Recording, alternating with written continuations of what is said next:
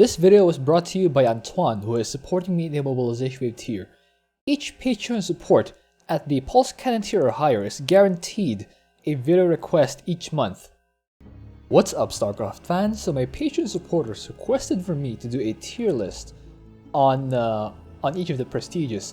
I actually can't do that right now because it involves a lot of work to make it fair to all prestiges. However, I did see someone else make a prestige tier list of their own on Reddit. So what I will do instead is I will react to that tier list and then give my reasons why, and then indicate what I think should be used as a basis for ranking the prestiges, and I'll go on from there. So first, let's get right to it. We'll go to the double S tier, which immediately I think there are too many here. For me, double S tier is the best of the best. It should be so exclusive that there should be like a maximum of five prestiges here. Having 7? 8. Having 8 here I think is a bit too many for the cream of the crop among commanders. So anyway, yeah, Lone Wolf Tychus P2.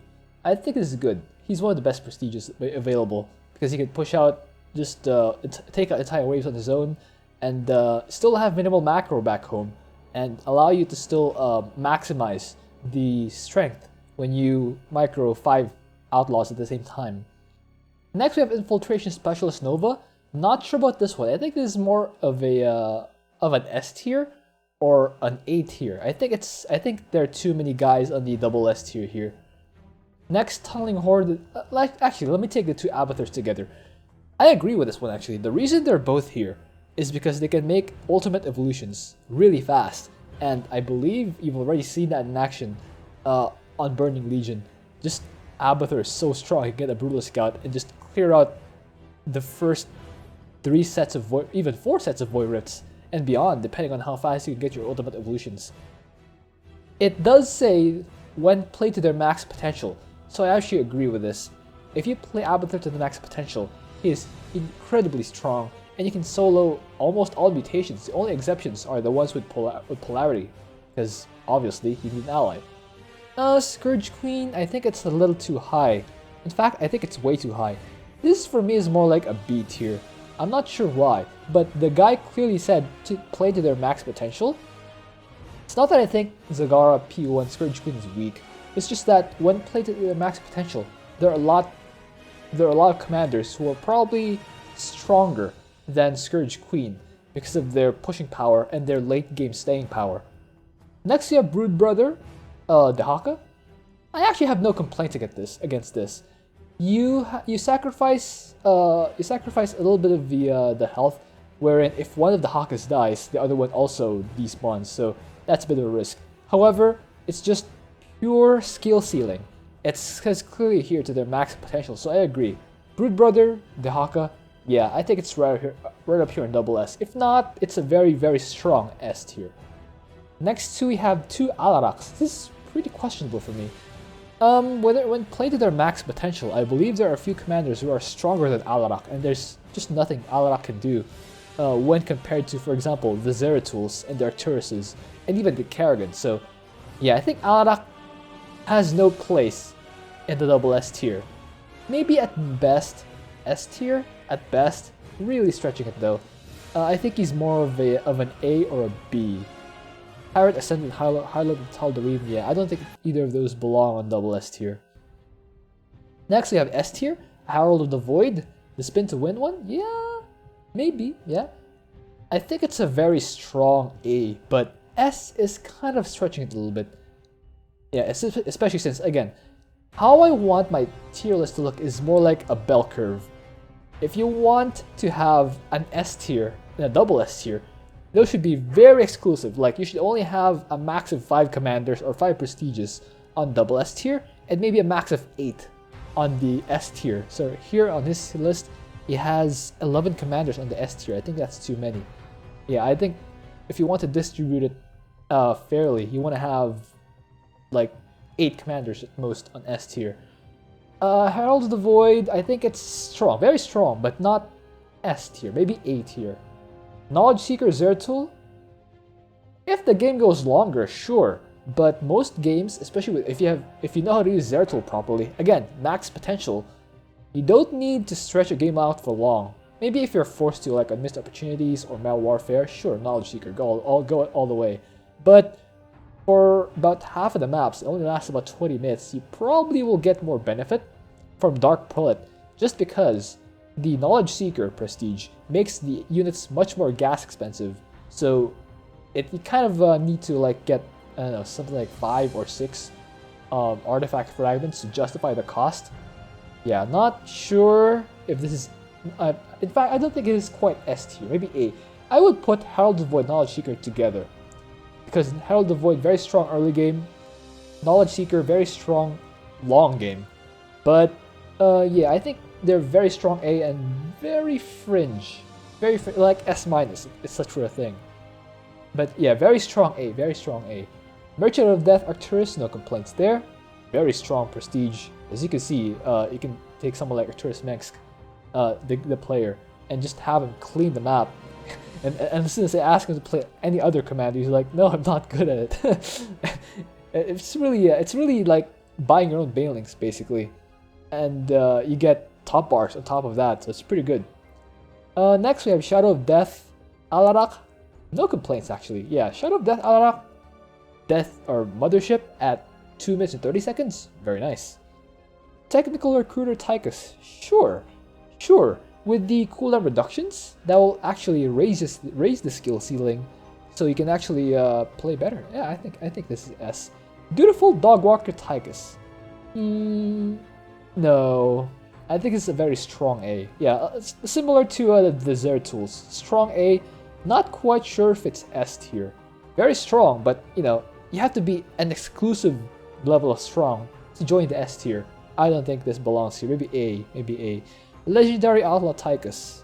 Yeah, with the nuke. See, the difference is when you're playing with an ally versus when you're soloing a map, the top bar abilities, or the ultimate abilities like Mobilization Wave, Nuclear Annihilation, Big Red Button, are more helpful because you push into big bases. For example, in Chain of Ascension, the last base, Part and Parcel, the big base in the rear, and the enemy bases of Missed Opportunities and Mal Warfare, you need a strong top bar to give yourself a nice beachhead in which to establish and launch your attacks from. And that's what the nuke provides from Legendary Outlaw, more so than the Dutiful Dogwalker. Not that I'm saying this is weak, it's A.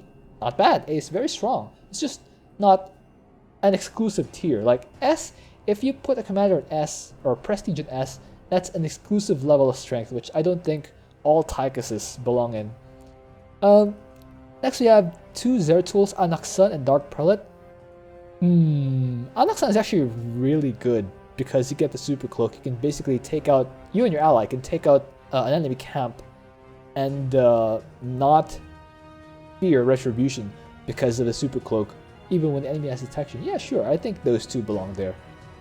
Because the difference between Anaxun and the other 2 Zeratul prestiges is that it's strong in all stages of the game, so you can actually get benefit, and that, I think, adds more versatility to the P1 prestige compared to the P2 or P3. P2 takes a while to get to that power level, and P3 kind of peters off after a while. Well, you have a little bit more difficulty pushing into big bases unless you really stand at the ramp and just keep spinning, or you get the buffer from Stet Boy. That's actually insane.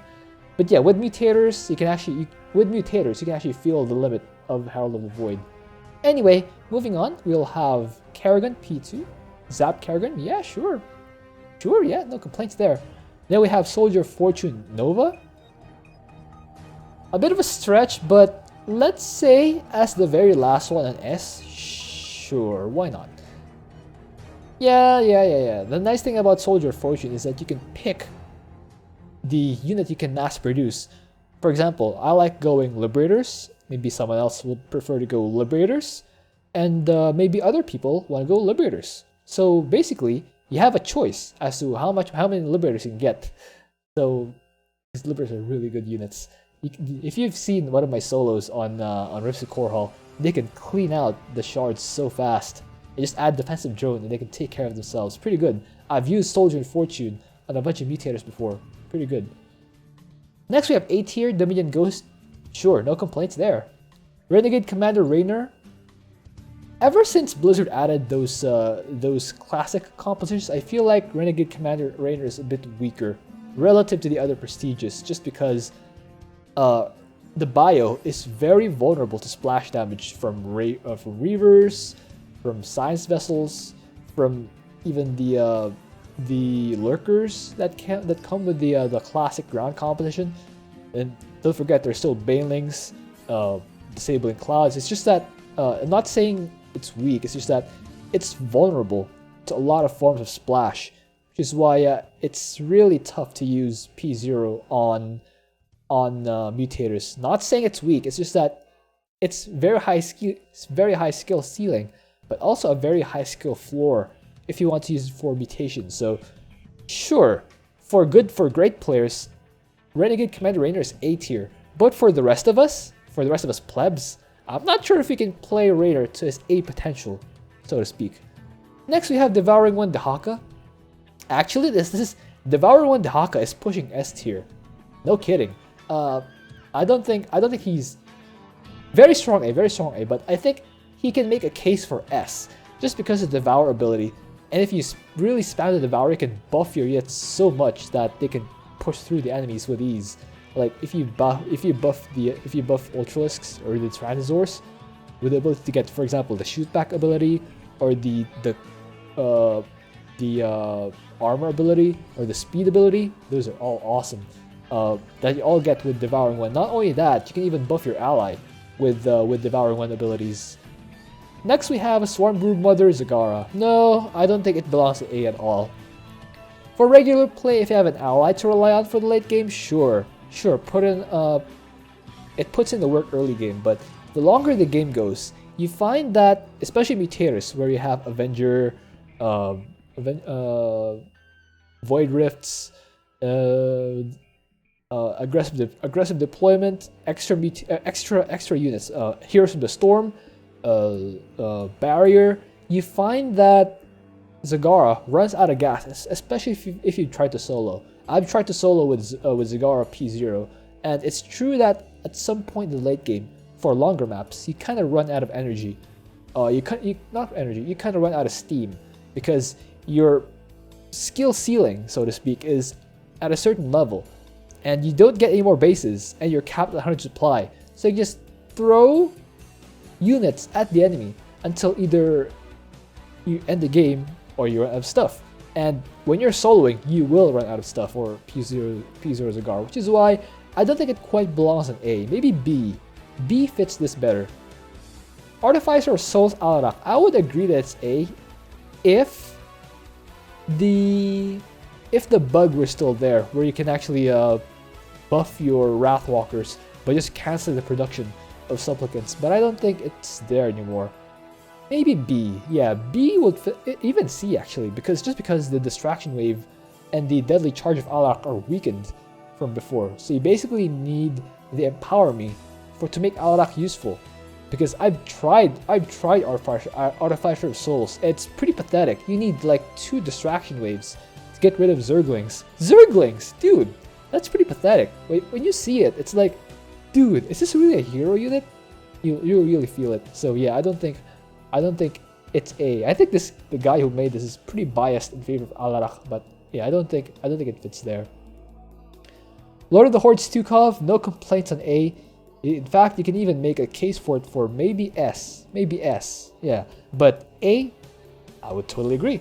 Oil Baron Stetboy, sure. Let's say it's good enough to be on there. The thing is, you lose access to Infestors, which is great for a Stetboy on a lot of mutators, because you can keep throwing the Roach Ravager at the enemy, and you won't run out of energy, because you can just recharge. But with Oil Baron, it actually gets disabled, so you're basically stuck with Ultralisks, Mecha Battle Carrier Lords, and the expensive stuff if you really want to gain the prestige. So maybe it's B. Yeah, not quite A, I don't think. Maybe A-, but not quite A. Next we have Best Buddy. That's criminally low. Best Buddy Stat Boy deserves to be a double S tier, no joke. It's one of the strongest prestigious, hands down. If you've seen me do that mutation with Loco, he was trying to go carriers as Carax. And as Stat Boy, as P2 Stat Boy, I only made Super Duper Gary, just that one unit, and I had like quadruple his kills. And in fact, I had bandwidth to get almost all the crystals. So yeah, I think P2 Stat Boy, double S tier. Putting on an A is not only incorrect, but it's criminally low. It's really not exaggerating. Stat Boy P2, one of the best. Solarite Celestial Carax, A? Sure, yeah, why not? P1 Valorous Inspirator Artanis on A? It seems to be A if you're against Zerg. But if you're against Protoss, if you're fighting against mutators that make your stuff more expensive, not quite sure if it's still on. Maybe A minus, but A is pretty high. Then we have Principal Proletariat Arcturus. To be honest, I haven't played Principal Proletariat Arcturus that much. I'm guessing the guy who made this tier list has played him a lot, so I'll defer to him here. If he says it's A, haven't really played P2 Arcturus enough to disagree. Next we have B tier, Frightful Flesh Welder Stukov. It's B, but if you're leveling, if you're playing a low level Stukov, you might want to go. You actually prefer Frightful Flesh Welder because the hits are so cheap. You can power up a lot faster. But yeah, B seems very good. Emperor of the Dominion Arcturus, no, that's A at the very least. I can solo Rips to Korhal, Scythe of Amon at level 6 Arcturus. That's how good he is. I don't think the guy who made this understands how powerful Arcturus really is. I don't think he's B. I think he's A. Yeah, I think A fits Arcturus better. A minus? Yeah, maybe, but I don't think he's B.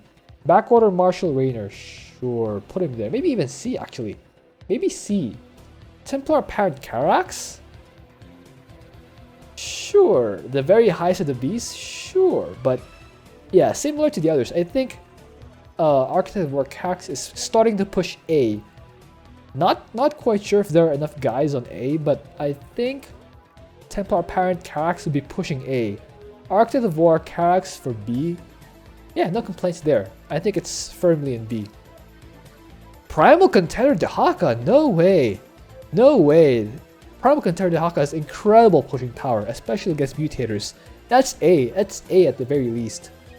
Keeper of Shadows Vorzun. B? Sure. Pushing A, but B is not a bad rank to put it in. Yeah, I think B is fine, but it's gonna be pushing A. Matriarch of the Nerazim Vorzun for B. Sure. No complaints there. Infested Admiral Stukov on B. It's like Templar Apparent. You can start to push. You can start to push A rank with that, but yeah, sure, B, no complaints with B, but it's gonna start to push A because of the bunker spam. Queen of Blades Kerrigan, no. That's definitely A. Queen of Blades Kerrigan? Definitely A. I don't think that belongs on B at all. Some of the best times on Kerrigan solo speedrunning have been on P0. In fact, there's a guy who solos weekly mutations as Kerrigan. I think he's been able to do every single one except the ones with polarity and memorable boss, I think. Not sure if it's that one, but I think, yeah, you can solo most mutations with P0 Kerrigan. So again, it's the guy who said it, max potential. Speaking of max potential, I don't think B will justify P0 Kerrigan. A at the very least. Yeah, it's pushing Zap Kerrigan, but yeah, very strong A. Malevolent Matriarch Kerrigan, no. It's more like a C. But sure. B is kind of the middle of the road, the middle of the pack, so yeah, not quite. It still has Kerrigan. She still has Immobilization Wave. She still has Malignant Creep. She can walk her queens everywhere. But the Omega Worms, you really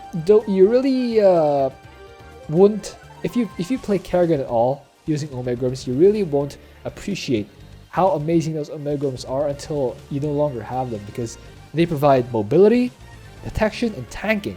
3 roles with 1 unit. That's mostly free if you keep spamming it.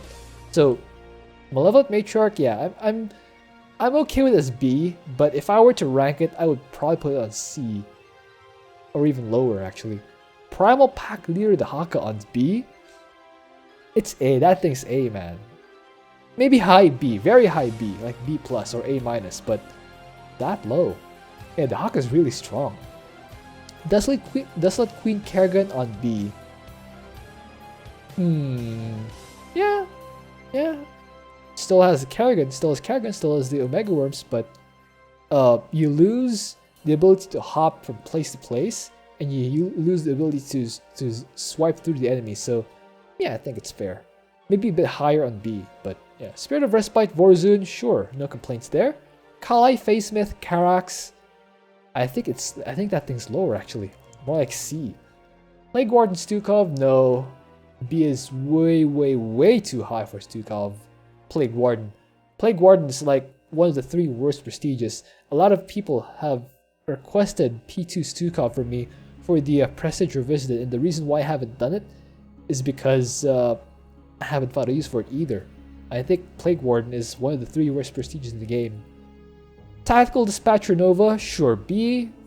Very fine for B. Next is Akundalar Phoenix. No, it's B at the very least. Too low. C is too low for Akundalar. It's very strong. Wing Commanders. Han and Horner. Sure, B or C. I wouldn't complain. B or C is fine either way. Maybe B? No. I think C is fine. Network Administrator Phoenix, that's S. This is another criminally underrated commander. If you've played Network Administrator and you know how to count your champions, you can have Kaldalis just cleaning house wave after wave. Like, no joke, Kaldalis with Network Administrator is so incredible. He can clear mutations with all his lonesome. If he dies, just send the next Kaldalis in. Doesn't matter because your units are so cheap. Yeah, I think it's S at the very least. Yeah, S. Mercenary Leader, Han and Horror, I think it's B. It's not bad actually. No complaints about C necessarily, but I think it's B if I were to rank it. But yeah, if you put it on C, not too bad. Chief Engineer Swan. No, with the Pulse Cannon? I would actually say it's closer to B, but no complaints about C either way. B and C are the middle of the pack, so I have no complaints either way. Put it on B, put it on C, no complaints. Heavy Weapon Specialist, Payload Director. Yeah, B and C, pretty okay for those.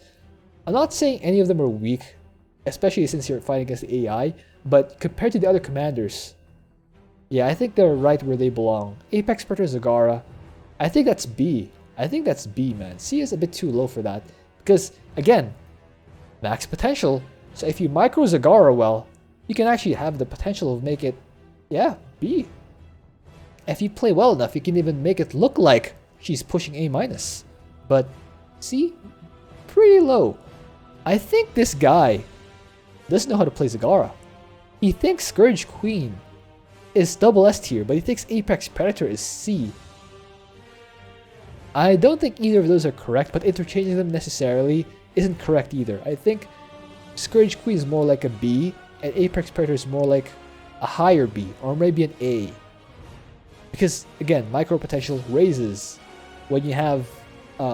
max potential raises when you have more micro potential. Rebel Raider Rainer?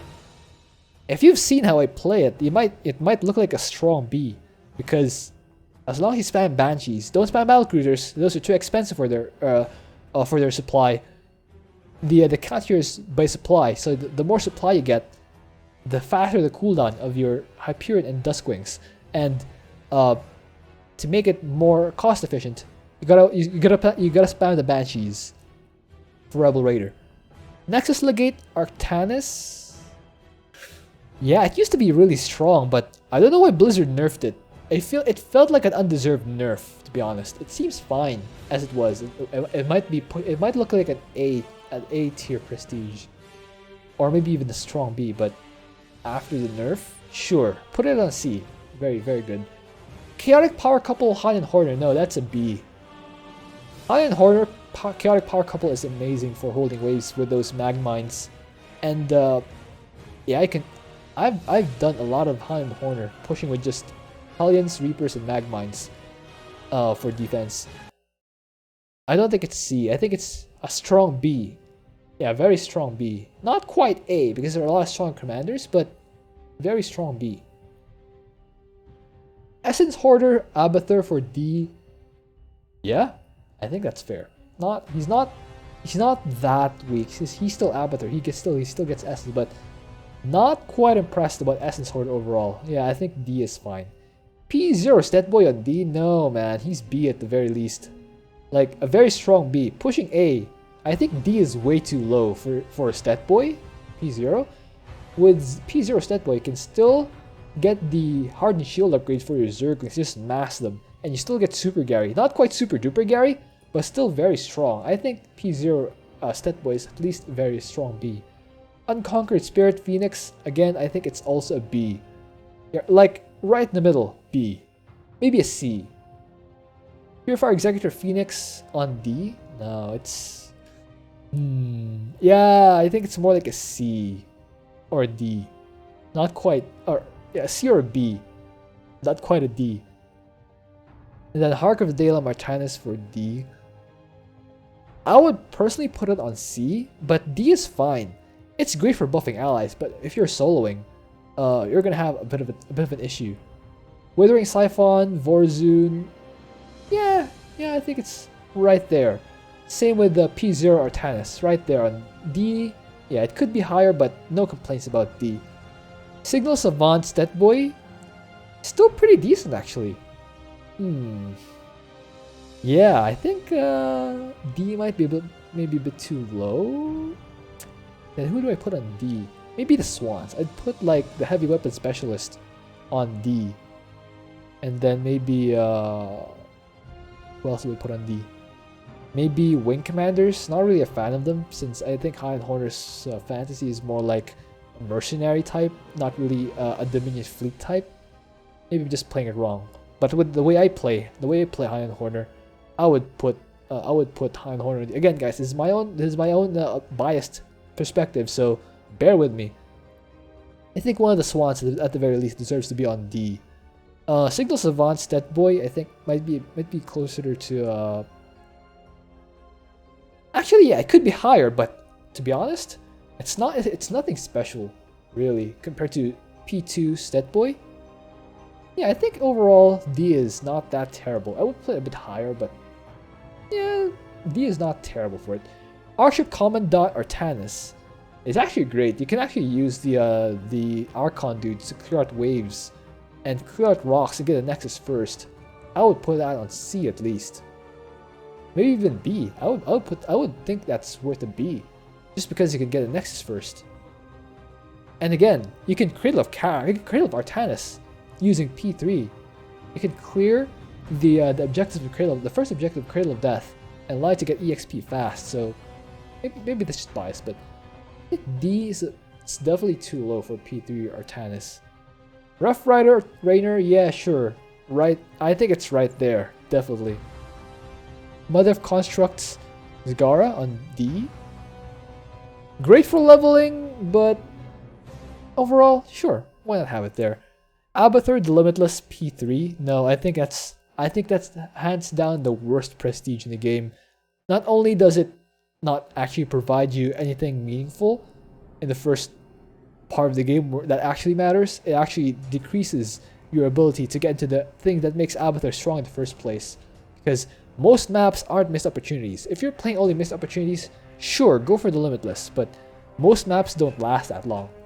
And if you choose that prestige, half of the time, you're going to be wasting precious time trying to gather biomass, all the while your ally is doing all the work.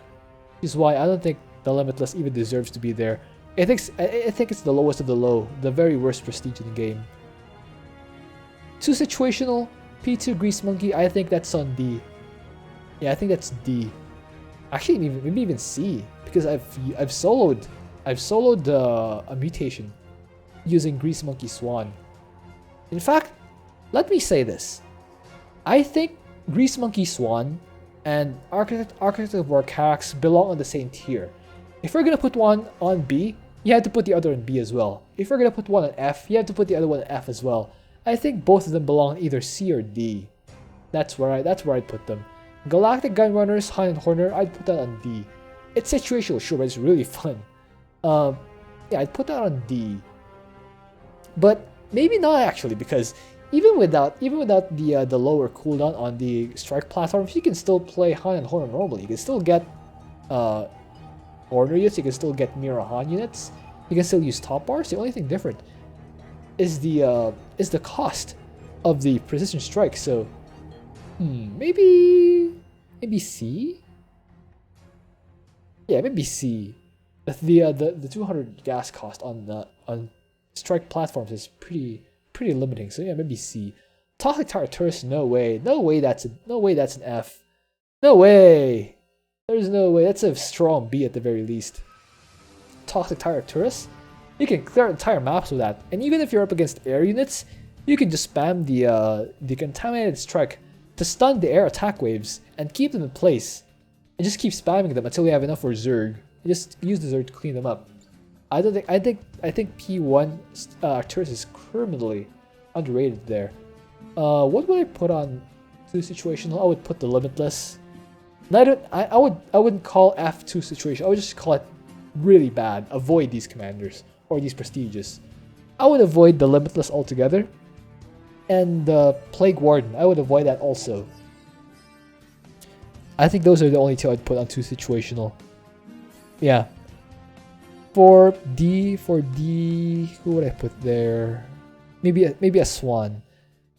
Maybe I would put Wing Commanders on there, just because it still costs a lot of gas and it still takes a while to ramp up.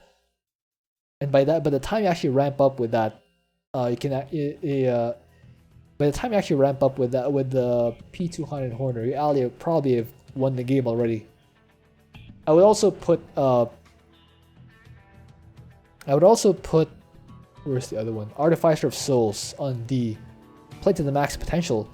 There's not really much of a skill ceiling with mass robo units. And Alarak, sure, you can micro him, but you kind of have to go robo here. And the thing that makes Alarak good is his RS Ascendant. So if you're gonna go for robo, that's actually gonna lower your pushing power. Maybe not D necessarily, but maybe B. Yeah. What would I put on D? It's hard. Core commanders are really strong, so it's hard to put stuff on D. Maybe I'd put Architect of War and Grease Monkey both on D. Yeah, maybe two Swans. Payload Director and Grease Monkey on D, maybe. And of course Architect of War, because as I said, Architect of War and Grease Monkey belong in the same tier. Maybe I'd put Withering Siphon. Yeah, Withering Siphon absolutely deserves to be on D. Rough Rider, I think, also deserves to be on D. Technically, you can still play Bio with Rough Rider, but the whole prestige is about your mech unit. So, actually, yeah, you can still play Bio with Rough Rider Raynor. So, I mean, the fact that you went for that prestige indicates that you do intend to go mech, but yeah, maybe C. You can still play Bio, but you can't play Bio alone. If you really want to solo, you want to have Bio with Spider Mines, not just exclusively Bio. Now, what would I put on D? It's pretty hard. Maybe Malevolent Matriarch Kerrigan? Still has Kerrigan, but you give up so much with those Omega Orbs. Maybe D. Maybe Malevolent Matriarch deserves to be on D. Just because it removes so much about what's great with Kerrigan. Who else? I would actually put Scourge Queen not quite D. Maybe Scourge Queen is C. Again, the context here is max potential. So yeah. Who would I put on D? The Swans. Yeah, the Swans. Purifier Executor Phoenix. Still pretty good, but compared to the others, yeah, maybe he does belong on there. Unconquered Spirit's also good, so yeah, not quite there. I think overall, he got a bunch of them right, but a lot of these I feel were either too high or too low, especially the Alarak. Personally, I think the Alarax are too highly rated here, but the Shadow of Death one, P3 Alarak, can't find it. Here it is. Actually, yeah, S feels just about right for this Alarak. Scourge Queen is very highly rated. Toxotai is criminally underrated. Stet Boy P2 should be a double S tier. He has no business being anything below S. Double S tier is where I put this. Yeah, I think that's about everything. All the prestiges. So, I mean, I wouldn't put too much emphasis on this. I saw on Reddit this had a lot of discussion, but I personally don't think we should lend too much credence on this, because the guy who made this is well, he feels like a random pretty much with his own opinion. So I'm not gonna say that he's terrible, but yeah, he's pretty much a random, and I wouldn't really go by this tier list. Some of them he got right, but it feels like a 50-50. He can either get stuff right, the obvious ones, but the more nuanced ones, I feel that he might be misselling them. Yeah, that's how I feel. Anyway, guys, that's gonna be it for this video. Again, if you are a Pulse Canon tier or higher supporter of Patreon, you get a guaranteed content request for this one. This one was requested by Antoine and Endarth, and I think Endarth gave this one to Antoine, so it's fine. But yeah, next month I'll do another one for each of them, because that's what you paid for. Anyway, guys, hope you enjoyed that. Thank you for watching. If you have an idea for what else you do, please leave that in a comment. I'll see you next time.